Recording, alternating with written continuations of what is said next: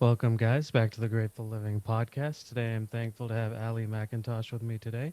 Allie is a singer who came out with her first release, Purgatory Road, in 2020, and will be coming out with her second release this spring, and it's going to be called Lifeline. Yep. Perfect. Allie, thank you so much for joining us. Thank you for having me. Of course. So, take us back to the beginning. Where you grew up, your family situation, and what type of kid you were. Well, I grew up in Eden Prairie, Minnesota, actually on the road called Purgatory Road, and that's what my first album is based off of. I began music when I was 4 and took classical lessons for piano, and then I started violin when I was 6 years old, and now here I am, and I'm releasing EPs.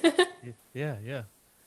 Uh, I guess, for you, as I think our parents, you know, push us into a lot of activities as a young person.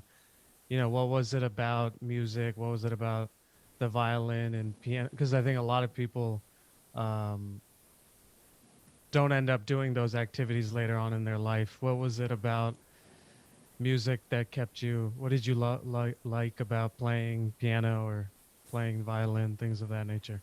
It was always just a language that I could understand. Like sometimes when I couldn't express my feelings through my words, I could put it out through the notes when I'm playing or singing. And it was just like an escape for me, kind of like theater for some people, like when they go to see movies or something, like it's an escape from their real life. But that was music for me. It was my outlet my entire life. Yeah, yeah. As you're obviously a pretty young individual, but in your journey so far, who are some of the people that you look up to or that you love to hear or things of that nature? Well, obviously my teachers, they're great. And I just look up to everyone, honestly. Anyone who's a musician, like I completely support them. I think they're inspiring and I just look up to anyone who understands what it's like to have passion within music. Yeah, yeah. I guess for you, when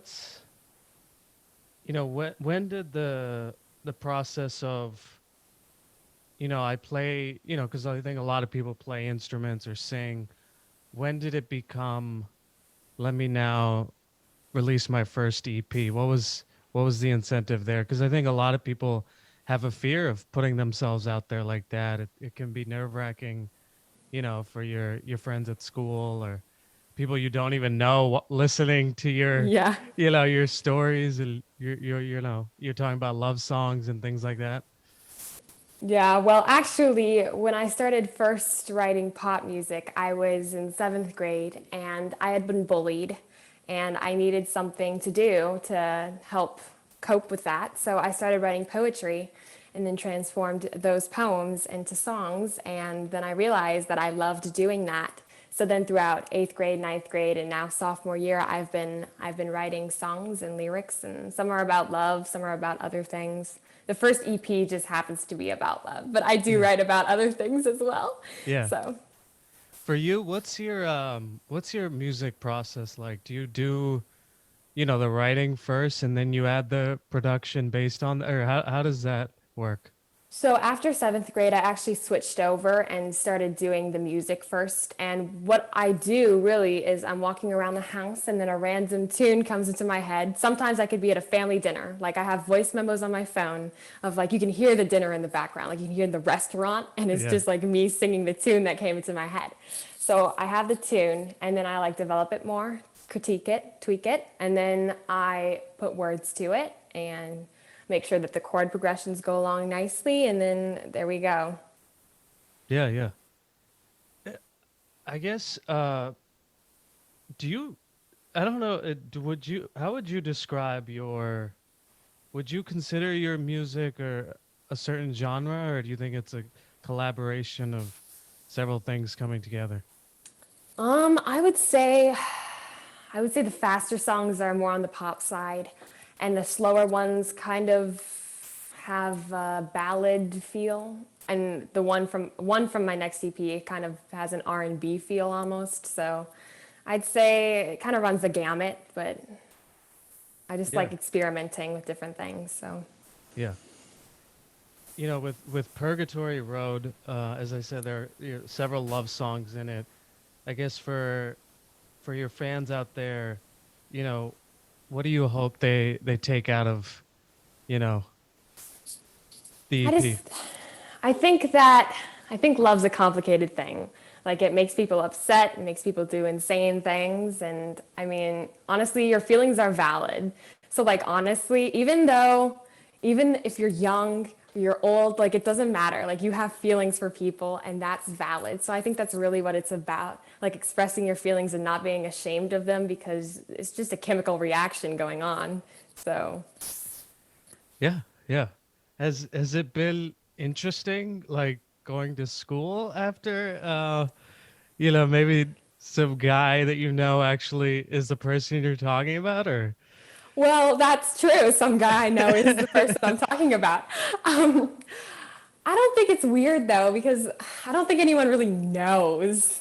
Like, I don't think anyone suspects it, but I have been a little like on the down low about it. So if people ask me, I'm like, oh, it was from last year, even though it really wasn't. So Yeah, kind of lie, but yeah, that's funny. Have I guess do you as you look to your future, are you, you know, for me it reminded me a lot of Taylor Swift and her first I think her first one was Taylor Swift and then it was Fearless.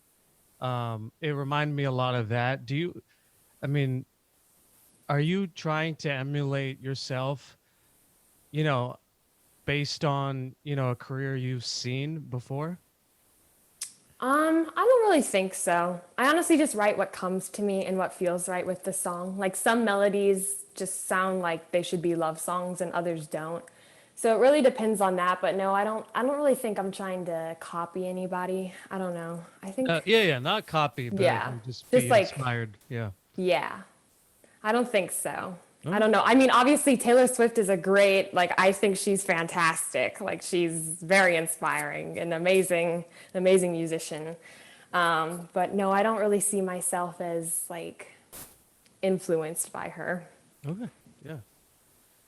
How is you know, obviously we're in a pandemic right now and we have been since March. How has that process been for you? Because I think normally you might have gone to festivals or gone to, different places and performed this and how has that process been? It's been difficult. I love performing live. Like I take part in musicals and talent shows and I've performed at like the International Market Square here in Minnesota. And so it's been difficult not having live performances, not just because it's bad for advertising, but also because I just enjoy it. But I mean, there's social media, you have Instagram, TikTok, Twitter, etc., Facebook. And I mean, that helps, but it's still not the same. Yeah. But you just got to do what you got to do until this blows over. Yeah. I guess for someone that might be looking to start where you are, you know, and release their first EP, as you look back on your process, are there things that you look back on, these were things I did right, or maybe these are things they should consider when they're trying to release their first project? Honestly, when I released it, I had no idea what I was really doing. Like I went into the studio, handed over the tracks, and then they mixed it while I recorded the vocals there. I personally, I would find out in detail what you're supposed to do because it was confusing at first, and like I released it through DistroKid, and I didn't like set like a release date or like any advertisement. And I think had I known what to do, it would have been a lot more successful. But I didn't know what to do because Yeah. you have to like submit it to like playlists and stuff, and I didn't do that. So I know that now for the second one. So Yeah, yeah. As obviously you're a young kid and you have your parents and things like that. How has it been for them to hear about experiences of, guys and Do they comment on that? My mom actually helps me. She's like my advice giver when it comes to boys. My dad, I mean, I tell him about it, but he kind of, he's kind of like, I just wouldn't do it. Like protective. But I think both of them are pretty chill about it. Like I think they understand. They remember what it's like to be a kid and in high school and whatnot. Yeah, yeah. Um, I guess, you know, how big is, you know, obviously George Floyd happened what, like 20 minutes from where you live? Yeah. How was, and are you from an interracial family? Yes, Y- I'm half black, half white. My mom's black and my dad's white. how has that been for you? Honestly, I just like I haven't felt more scared in my life than that summer. Like I'm not lying. When Minneapolis was a mess. Like I just felt like Minnesota was a huge mess, that the country was a huge mess that summer. Like I remember walking with my two best friends, one of whom is white, the other's not, and we were going to the park. And I hear a police car, and like my first instinct is to like run the other way because, I mean, I'm not a male, and I feel like black males are more targeted than black women when it comes to arrest and violence and all that, but it was still scary. And they're like, "What are you doing?" And I was like, "Oh, sorry." So it's just like, you have that instinct that a lot of people just don't quite understand. So that was really difficult. But the entire situation was just awful. But I went to the memorial and whatnot and saw all the artwork in the community, and that made me feel a little bit better. Yeah. How you're in high school, how is, a lot of these conversations I didn't have, till I was in, like a college age. Or how is it seeing, growing up in high school in this environment, maybe having, pretty tough conversations with family members about, because, obviously you're most likely always going to be perceived as a black woman, and that's no disrespect to your dad, but it's just always Yeah. what people are gonna see from the outside. How has that been, as a high schooler, talking about these tough issues that even grown-ups don't even know the answers to? I know. I honestly, yeah, I mean, it kind of sucks to be put into a box just because of the color of your skin. Like, technically, if you look into the science of it, there's nothing that separates people of color from white people. So it's just like, it doesn't make any sense to me. But my school's pretty inclusive. Like, I have a very diverse group of friends. We have good conversations about it. I mean, they can be stressful at times, but I think it's important to have and not look at the world through rose colored glasses, because that's just going to leave you getting hurt because it's just not how the world works. But honestly, I feel pretty good. But some people have like come up to me and asked me straight out, like what are you, like are you like Hispanic, like, and like I'm just like does it matter? It doesn't really matter. Yeah, yeah. Oh, that's a So good point. Yeah. How is you know, COVID-19 has put a lot of schools, remote, and how has that process been as a high schooler? well, so what happened with my school is we started off hybrid. So they split the alphabet, and half of the people went in on Monday and Tuesday, and then the other half on Thursday and Friday. And since I'm an M, I was on the Thursday, Friday half. So we Mm. started off in that model. And I mean, that wasn't great because the teachers are at school, so they weren't really paying attention to the kids at home. So on Mondays and Tuesdays, it was really difficult to learn. And then we went all remote for a bit after COVID got worse. And that was a little bit easier than hybrid, I think, on the days when you're at home. And then now we're back in hybrid. So, but I enjoy seeing people. Like I have a great friend group who I love very much, and seeing them is probably the highlight of my week. Yeah, that's cool. And maybe do you want to talk about? the support you've received from your family in making this EP? Right. So my family's pretty great. My dad's side has been a little bit iffy about it, but my mom's side has definitely been very, very supportive. And I have like an aunt who goes online and like reaches out to people and advertises my stuff in public. So it's really great having a good support group. And then of course all my friends are great as well and my siblings are fantastic about it. So Yeah. I feel pretty good. Yeah. I I guess, I don't know if you want to put this out there, but for you, what's the perfect vision for how the future goes? I mean, I wouldn't mind being a billionaire. No. Well, I feel like, okay, in truth, no one would mind being a billionaire. But honestly, I would say just doing what I'm doing because I really enjoy it. Like, it's all about making me happy in the future because I feel like if you don't enjoy what you're doing for your life, then I feel like your life's just kind of wasted.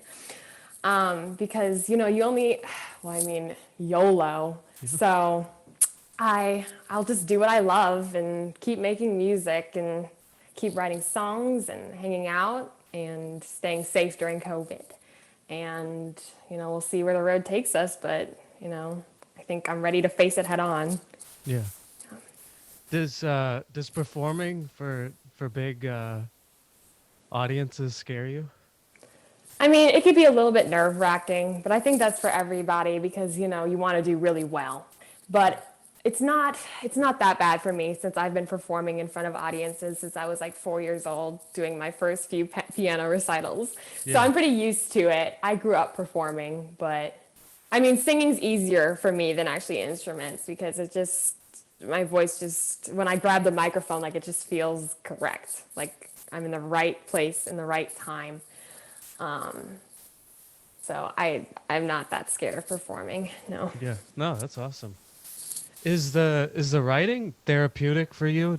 Is it writing these songs?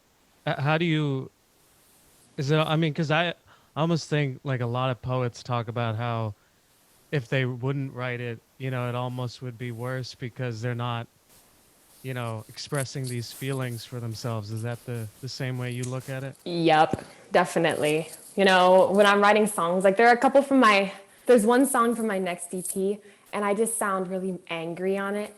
And whenever I'm mad, I just like listen to it because it just helps me like Yeah. calm down and be like, okay, whatever, bye. Yeah. So I think it is therapeutic, and I think it definitely helps me get through everyday life, Yeah. especially in this difficult time. And there are just so many people who are struggling, and I feel like I want to put my music out to help them and also help myself. Yeah. Yeah. Yeah. I saw that recently. Forgive me if I say these names wrong, but Lazerbeak and uh, Joe Abbott. You've been working with Yeah. them. How is getting a manager and working with someone in Joe who's I think produced with Snoop Dogg and things like that. They're great. Like, they're both amazing.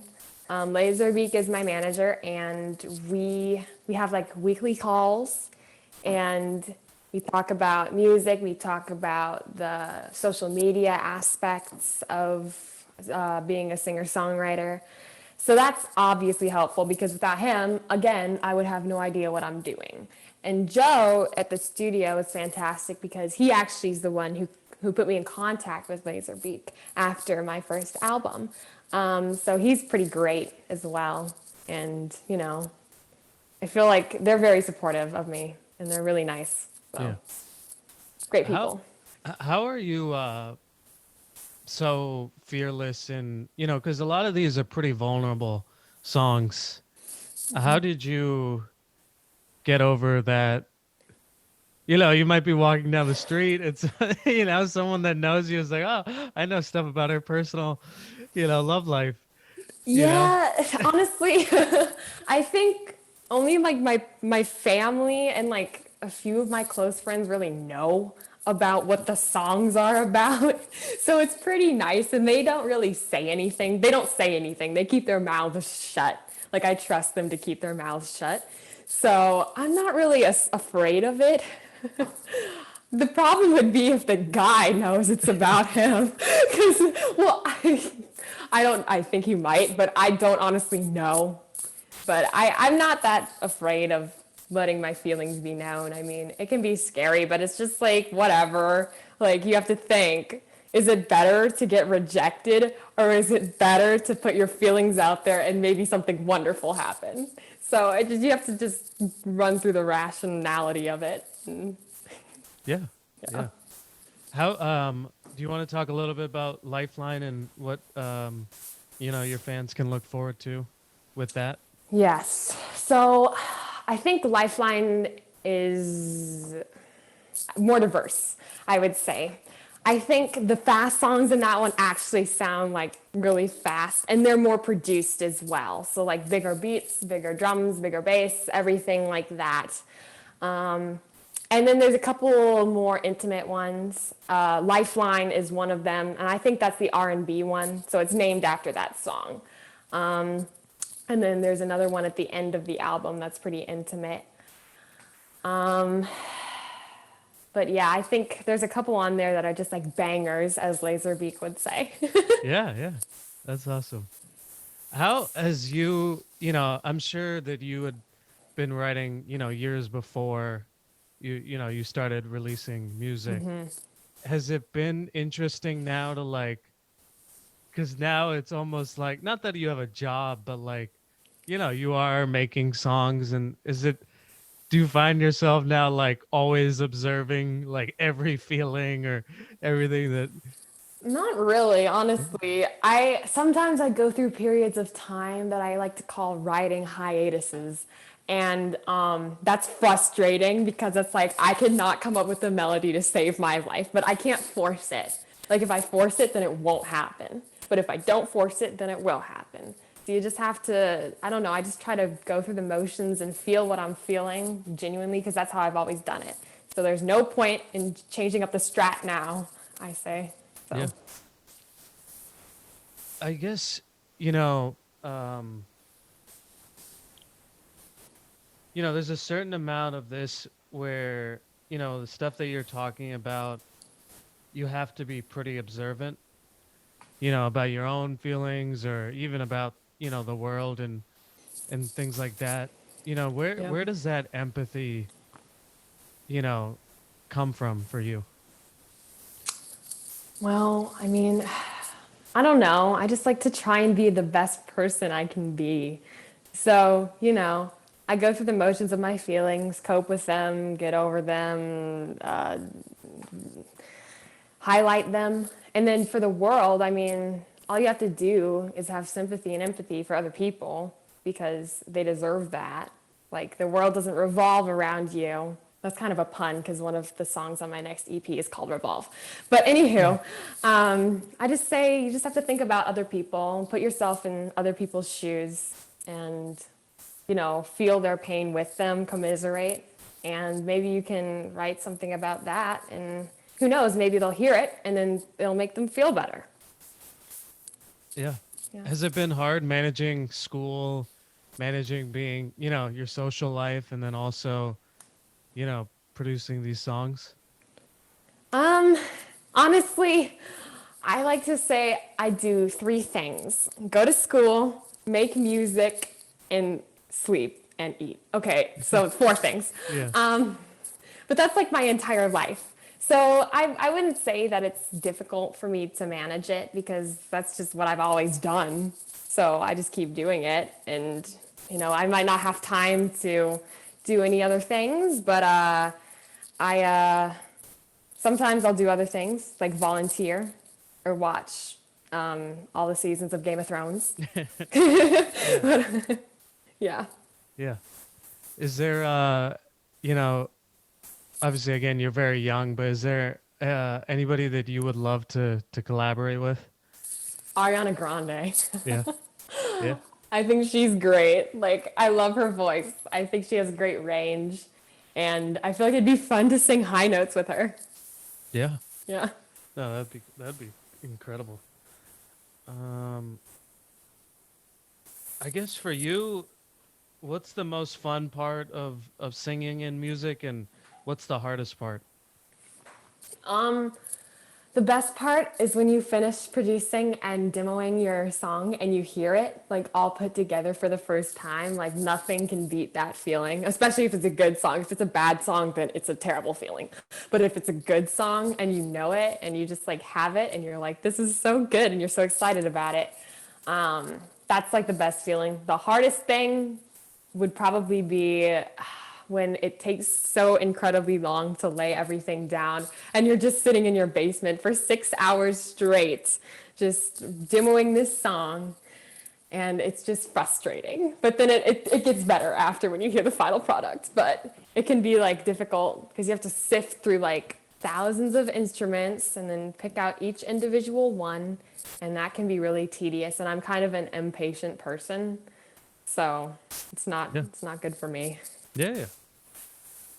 How is being young or being labeled young? How is I look at some of the most successful as we talk about Taylor or Justin Bieber. I mean, they were all very similar aged to you.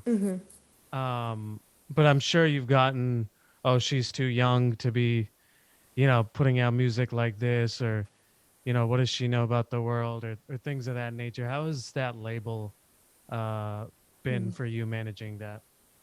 Honestly, I don't really get the she doesn't really know anything. I mostly get the she might not be able to handle the stress and pressure that it comes with.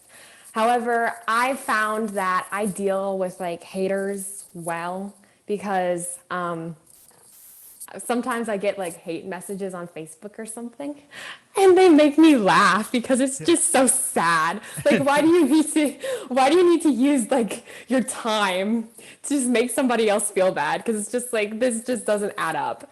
So honestly, I would say people who tell me that I can't handle it, I really can. Like, it's what I want to do. Like, there's nothing really else that calls my name. Like, I'm not the person who wants to sit behind a desk and like worked at a computer. I couldn't see myself living that way. So, Yeah, I yeah, mean, it doesn't matter if I started now when I'm going on 15, my birthday's in 1 week, or when I'm 30. Like I say, it's just going to be the same. yeah, yeah. I I guess you've performed at different venues like the Minneapolis Convention Center. You're the concert master at, I'm sorry if I pronounce these wrong, McPhail Youth Chamber Orchestra. Um, does your